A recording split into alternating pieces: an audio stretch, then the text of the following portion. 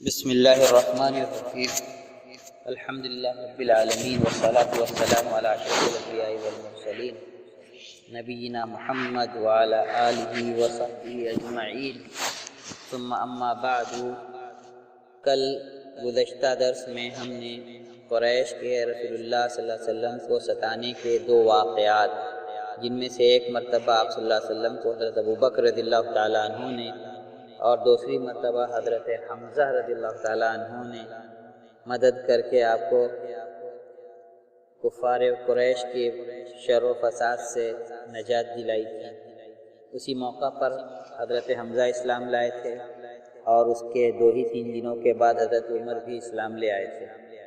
اور اس کے نتیجہ میں مسلمانوں کو جو قوت اور طاقت حاصل ہوئی تھی، اس کی وجہ سے کفار کے اندر ایک طرح کا غم و غصہ تھا، جس کو ہم نے کل سنا۔ آج کے درس میں ہم سنیں گے کہ اب وہ لوگ ایک تیسری پالیسی پر عمل کرنے کی پلاننگ کر رہے ہیں، اور وہ یہ کہ رسول اللہ صلی اللہ علیہ وسلم کو مال و دولت، جاہ و منصب اور سرداری وغیرہ کا لالچ دے کر اسلام کی دعوت سے رک جانے کے لیے کہا جائے۔ حضرت حمزہ اور حضرت عمر رضی اللہ عنہ کے اسلام لانے کے بعد مصائب و آلام کے بادل مسلمانوں سے بہت حد تک چھٹ گئے تھے۔ ادھر مشرکین بھی کچھ دن رکنے کے بعد پھر سے مسلمانوں کو ستانے کے منصوبے بنانے لگے تھے، اور اس بار انہوں نے رسول اللہ صلی اللہ علیہ وسلم سے سودے بازی کرنے کا منصوبہ بنایا اور ان کو اسلام کی طرف بلانے سے روکنے کے لیے بڑی سے بڑی قیمت چکانے کے لیے تیار ہو گئے، مگر ان بیچاروں کو یہ نہیں معلوم تھا کہ یہ ساری دنیا کی دولت اسلام کی دعوت پھیلانے سے روکنے کے مقابلے میں ہے۔ اگر ساری دنیا کی دولت بھی دے کر کے چاہتے کہ اللہ کے رسول صلی اللہ علیہ وسلم کو اسلام پھیلانے سے روک دیں تو وہ اس سے رکنے والے نہیں تھے۔ واقعہ یہ ہے کہ ایک دن قریش کے سردار عتبہ ابن ربیعہ نے قریش کی پنچایت میں، جس وقت کے وہ لوگ بیٹھے تھے، اور اسی وقت اللہ کے رسول صلی اللہ علیہ وسلم حرم شریف میں تنہا موجود تھے، اللہ کے رسول صلی اللہ علیہ وسلم کو اکیلے بیٹھے دیکھ کر قریش کے سردار عتبہ ابن ربیعہ نے قریش کے لوگوں سے کہا کہ قریش کے لوگوں کیا خیال ہے اگر میں جا کر محمد صلی اللہ علیہ وسلم سے بات کروں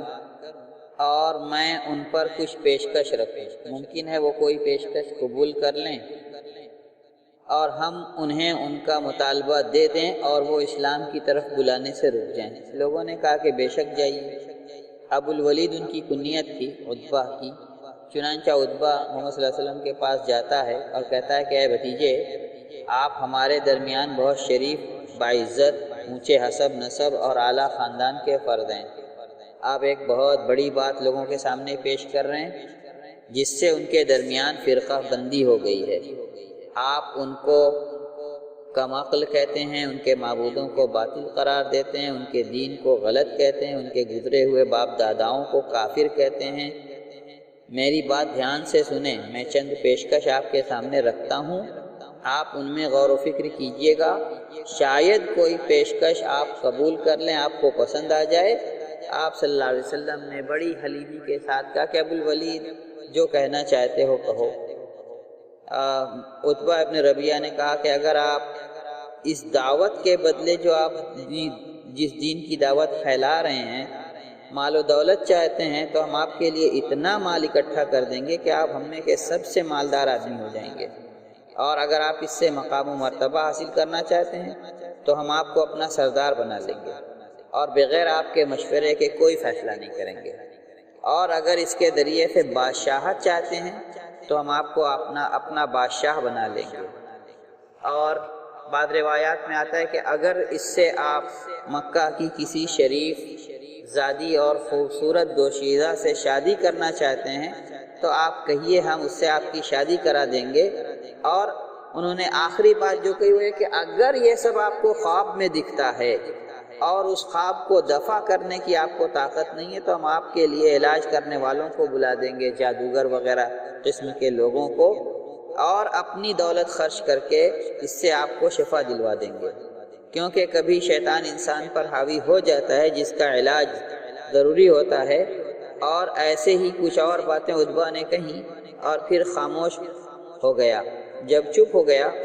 تو اللہ کے رسول صلی اللہ علیہ وسلم نے فرمایا کہ ابو الولید آپ کی باتیں مکمل ہو گئیں؟ اس نے کہا کہ ہاں ہو گئی۔ آپ نے کہا کہ میری سنیں۔ کہا سنائیے، میں سن رہا ہوں۔ آپ نے اعوذ باللہ اور بسم اللہ پڑھ کر سورہ فصلت کی ابتدائی آیتیں پڑھ کر اس کو سنائیں۔ عتبہ سنتا رہا اور دونوں بازو اس نے پیٹھ کے پیچھے زمین پر ٹکا دیے اور بڑے آرام سے بیٹھ کر سنتا رہا۔ سجدہ کی آیت پر جب پہنچے آپ صلی اللہ علیہ وسلم تو آپ نے سجدہ کیا، اس کے بعد فرمایا آپ نے سنا ابو الولید جو کچھ میں نے تلاوت کیا؟ عتبہ اٹھ کر اپنے ساتھیوں کے پاس آئے، وہ لوگ آپس میں کانا پھوسی کر رہے تھے کہ ابو الولید کا چہرہ بدلا ہوا۔ بیٹھتے ہی پوچھا ابو الولید کیا لائے ہو؟ کہا قسم اللہ کی ایسا کلام سن کر آ رہا ہوں جیسا آج تک نہیں سنا، نہ وہ شعر ہے، نہ جادو ہے، نہ کہانت ہے۔ قریش کے لوگوں میری بات مان لو، اس آدمی کو اس کے حال پر چھوڑ دو۔ قسم اللہ کی جو کلام وہ پیش کرتے ہیں ایک دن اس کا معاملہ بڑا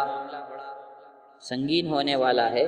تو اگر عرب انہیں تکلیف دیتے ہیں، ان کے قتل کا ارادہ کر کے ان سے جھگڑا اور جنگ کرتے ہیں تو آپ لوگ بچ رہو گے، اور اگر ان کو غلبہ اور عزت حاصل ہو جاتی ہے تو ان کی عزت ہماری عزت ہے، ان کی بادشاہت ہمارے لیے باعث فخر ہوگی، اور ہم سب سے خوشحال اور سب سے معزز ہو کر کے رہیں گے۔ یہ سن کر لوگ بول پڑے ارے ابو الولید، محمد نے تو تمہارے اوپر جادو کر دیا۔ عتبہ نے کہا میرا ان کے بارے میں یہی سوچنا ہے، بقیہ جو آپ لوگ سمجھیں، یعنی میں نے جو سمجھا مناسب کہ ان سے کسی طرح کی دشمنی رکھنے سے بہتر ہے کہ ان کے حال پر چھوڑ دیں، یہ میری رائے ہے، آپ لوگ جو چاہیں کریں۔ ابو طالب بنو ہاشم اور بنو عبد المطلب کو اکٹھا کرتے ہیں۔ وجہ کیا ہے؟ دھیرے دھیرے مکہ کے حالات بدلنے لگتے ہیں، بہت حد تک مسلمانوں کے لیے سازگار بھی ہو جاتے ہیں، لیکن جو تجربہ کار انسان ہوتا ہے وہ پچھلے واقعات پر نظر رکھتا ہے۔ ابو طالب کو بھی پچھلے واقعات کا پتہ تھا، کیسے کیسے اللہ کے رسول صلی اللہ علیہ وسلم کو ستایا جاتا تھا، لیکن ابو طالب کو ابھی بھی مشرکین سے برابر اپنے بھتیجے پر ڈر لگا رہتا تھا۔ گزشتہ واقعات پر ان کی نگاہ تھی، مشرکوں نے ان کو مقابلہ کی دھمکی دے رکھی تھی، پھر عمارہ ابن الولید سے وہ لوگ محمد کے قتل کی سودا بازی بھی کر چکے تھے۔ قریش نے عمارہ ابن الولید کو ایک بھاری رقم کی پیشکش کی تھی اگر وہ محمد صلی اللہ علیہ وسلم کو قتل کر دیتے۔ ابو جہل بھی پتھر لے کر اپنے بھتیجے یعنی آپ صلی اللہ علیہ وسلم کی طرف قتل کے ارادے سے بڑھ چکے تھے۔ عقبہ ابن ابی معیط چادر سے آپ کی گردن گھونٹنے کی کوشش کر چکا تھا۔ عمر ابن الخطاب بھی اسلام لانے سے پہلے ننگی تلوار تان کر آپ کی گردن مارنے کے ارادے سے نکل چکے تھے۔ ان حادثات پر جب ابو طالب غور کرتے تو ان سے برائی کی بو آتی محسوس کرتے اور آپ کا کلیجہ ہلنے لگتا،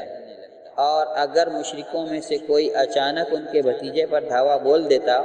تو حمزہ اور عمر رضی اللہ تعالیٰ عنہما کیا کر سکتے تھے؟ بے بس رہ جاتے۔ یہ بات ابو طالب کے دل میں پختہ ہو گئی، اور وہ حق پر بھی تھے کیونکہ انہوں نے محمد صلی اللہ علیہ وسلم کے قتل کا ارادہ کیا ہوتا، یعنی مشرکین مکہ نے۔ اس کی جانب قرآن مجید اس طرح اشارہ کرتا ہے کہ ہم ابرموا امرا فانا مبرمون، کیا ان لوگوں نے کسی پختہ کام کا ارادہ کر لیا تو ہم بھی پختہ کام کا ارادہ کرنے والے ہیں۔ ابو طالب سوچ رہے تھے کہ کیا کریں۔ جب قریش کی ان دشمنیوں کو انہوں نے دیکھا تو عبد مناف کے دونوں قبیلوں بنی ہاشم اور بنی مطلب کو جمع کر کے محمد صلی اللہ علیہ وسلم کے دفاع کی دعوت دی۔ سارے لوگ اس پر متفق ہو گئے سوائے ابو لہب کے، اس نے قریش کا ساتھ دینے کا فیصلہ کیا۔ اس کے نتیجے میں قریش نے بنو ہاشم اور بنو مطلب کے عام بائیکاٹ کا فیصلہ کیا، کیونکہ 4 ہفتوں کے اندر اندر مشرکوں کو ایسے بڑے بڑے 4 حادثات سے بلکہ اور زیادہ حادثات سے دوچار ہونا پڑا تھا کہ وہ حیران ہو گئے تھے۔ حمزہ اور عمر رضی اللہ عنہ کا اسلام، محمد صلی اللہ علیہ وسلم کے ان کے پیشکش کا ٹھکرا دینا، بنو ہاشم اور بنو مطلب کے اس سمجھوتے پر عہد اور پیمان کر لینا، ان کو یقین ہو گیا تھا کہ اگر اب بھی وہ محمد صلی اللہ علیہ وسلم کے قتل کی کوشش کرتے ہیں تو مکہ کی گلیاں خون سے رنگ جائیں گی اور ممکن ہے کہ ان کا ہی جڑ سے خاتمہ ہو جائے بجائے محمد اور ان کے قبیلے کے۔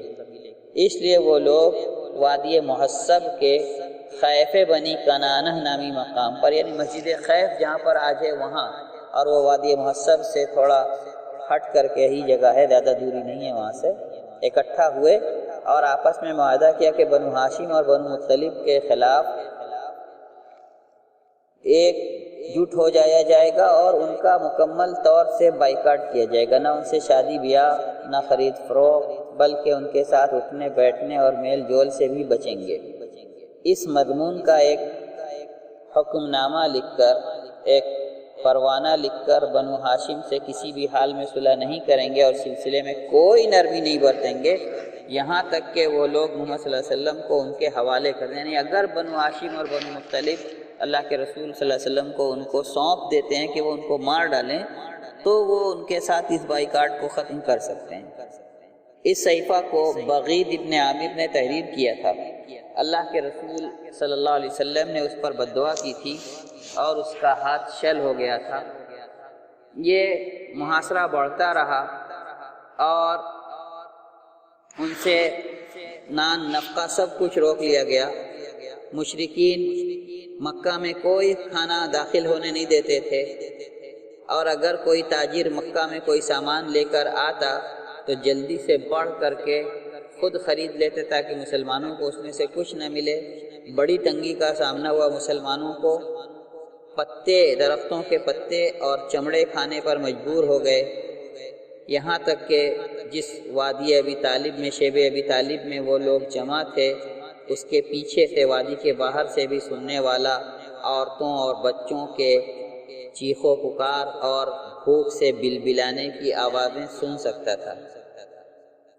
کچھ بھی مسلمانوں تک کھانے پینے کی چیز نہیں پہنچ پاتی تھی، سوائے چپکے سے اگر رات کے اندھیرے میں کوئی کبھی کچھ لے کر کے پہنچ جاتا تو کبھی کدار ان کو کچھ میسر آ جاتا، اور وہ لوگ بھی یعنی بنو ہاشم اور بنو مطلب اگر ضرورت کا کوئی سامان خریدنا ہوتا تو شیب ابی طالب سے رات کے وقت چھپ کر نکلتے، اور وہ بھی یا تو پھر حرام مہینوں میں نکل پاتے، یعنی اشہر حرم جو ہے حرمت والے مہینے، اور کسی قافلے سے جو مکہ پہنچتا وہ لوگ کچھ خرید نہیں پاتے تھے، لیکن اگر خریدنے کے ارادے سے پہنچ بھی جاتے تو مکہ والے قیمت اتنی بڑھا دیتے ان سامانوں کی کہ وہ لوگ اس کو خرید نہ پاتے۔ حکیم ابن حزام ایک مالدار انسان تھے، وہ کبھی کبھی گیہوں وغیرہ لے کر کے اپنی چچی ختیجہ، اپنی پھوپھی ختیجہ کے پاس پہنچ جاتے، اور ایک مرتبہ ابو جہل ان کے راستے میں حائل ہو گیا، روک لیا ان کا راستہ اور چاہا کہ ان کو وہاں جانے سے روک دے، تو ابو البختری نے ان دونوں کے درمیان مداخلت کی اور حکیم ابن حزام کو گیہوں ان کی پھوپھی حضرت خدیجہ تک پہنچانے پر قدرت بخشی کہ وہ وہاں جا سکیں۔ ابو طالب اللہ کے رسول صلی اللہ علیہ وسلم کے پاس آتے جاتے تھے، تو جب لوگ سو جاتے تو اللہ کے رسول صلی اللہ علیہ وسلم کو ابو طالب حکم دیتے کہ میرے بستر پر سو جائیں، اور وہ اس لیے ایسا کرتے تھے کہ جو لوگ محمد صلی اللہ علیہ وسلم کو اچانک قتل کا بھی ارادہ رکھیں تو وہ اپنے بستر پر ان کو نہ پائیں تو سمجھیں کہ وہ موجودہ نام ہے، تو جب وہ سو جاتے اور لوگ سو جاتے تو اپنے کسی بیٹے یا کسی بھائی یا چچا زاد بھائی کو حکم دیتے کہ وہ اللہ کے رسول کے بستر پر سوئے، اور خود ان کو اپنے بستر پر سلاتے، اور کچھ بستر اور لگواتے اپنے آس پاس تاکہ کچھ اور لوگ اللہ کے رسول صلی اللہ علیہ وسلم کی حفاظت کے طور پر وہاں سوئیں۔ حج کے زمانے میں اللہ کے رسول صلی اللہ علیہ وسلم لوگوں سے ملاقات کے لیے نکلتے تھے اور ان کو اسلام کی طرف بلاتے تھے، جیسا کہ پہلے بھی بیان ہوا، اور ابو لہب آ کر کے لوگوں کو بھڑکاتا تھا اور اسلام کی دعوت سننے سے روکتا تھا۔ 3 سال اسی حالت پر گزر گئے، اور محرم سندس نبوت میں اس صحیفے کو توڑ دیا گیا اور اس صحیفے کو پھاڑ دیا گیا اور اس عہد نامے کو توڑ دیا گیا، اس لیے کہ قریش کے کچھ لوگ تو اس عہد نامے سے راضی تھے، کچھ لوگ اس کے مخالف بھی تھے اور اس کو ناپسند کرتے تھے کہ اپنے ہی میں سے دو قبیلوں کو اس طرح کی معاشی تنگی سے دوچار رکھا جائے۔ تو کچھ لوگوں نے اس عہد نامے کو ختم کرنے اور اس بائیکاٹ کو ختم کرنے کے لیے کوششیں شروع کی۔ ان میں سے کچھ نام قابل ذکر ہیں اور وہ کوششیں تفصیل سے سنے جانے لائق ہیں کہ کیسے وہ کوششیں بارآور ہوئی اور یہ محاصرہ ختم ہوا اور بنو ہاشم اور بنو مطلب اللہ کے رسول صلی اللہ علیہ وسلم کے ساتھ شیب ابی طالب سے باہر نکلے۔ یہ اور اس کے آگے کے واقعات کل کے درس کا انشاءاللہ موضوع ہوں گے۔ وآخر دعوانا ان الحمدللہ۔